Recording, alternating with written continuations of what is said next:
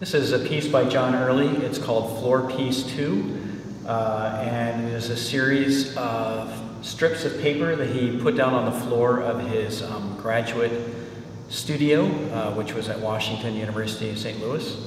And basically, before he occupied the space, he put this down almost in the same way that you would put wallpaper on the wall, but it was on the floor. And then he put all of his furniture, his desks, his chair and everything on top of it.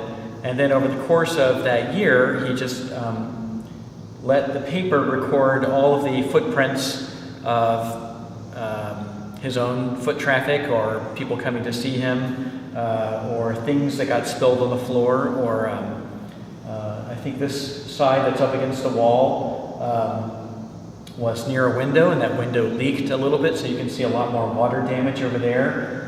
You can see some blank areas where there was a set of shelving on top, so there was never any scuff marks. And so basically this becomes a recording of all movement and all activity that happened in his space during a very specific period of time. You could think of it as being like a video recording or a drawing, except it just happens to be capturing a different set of information than what we normally might expect. And it draws our attention to something that we don't normally pay that close attention to, which is the sort of tracks that we leave in our wake as we walk about. The second piece by John Early is called Dust to Dust. And it's a piece that has had many different iterations in different places, but essentially it's in this case it's a circle that circumscribes the one column in the space.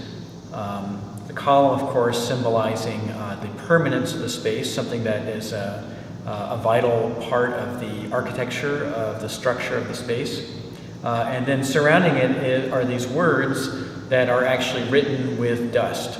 And the words say dust to dust to dust to dust, around and around the circle. And by placing it around the column, John is juxtaposing the permanence of the column and the structure of the building and the impermanence of the dust. But also what he's saying is, rather than these things being juxtaposed, they're actually very much alike. And just like this dust will soon disperse, so will this column, this floor, these walls eventually no longer be here.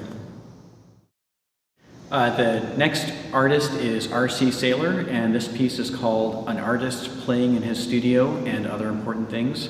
In this piece, he is rearranging his studio from when he was in graduate school.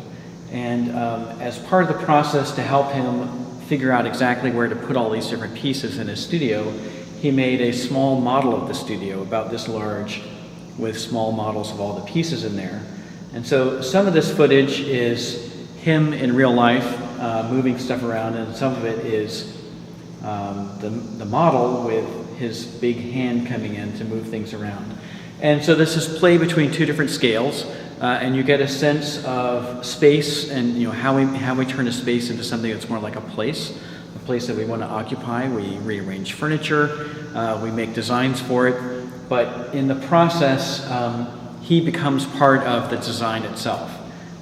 So there's a confusion between using the model to help make decisions and the model sort of dictating what he then has to do in real life.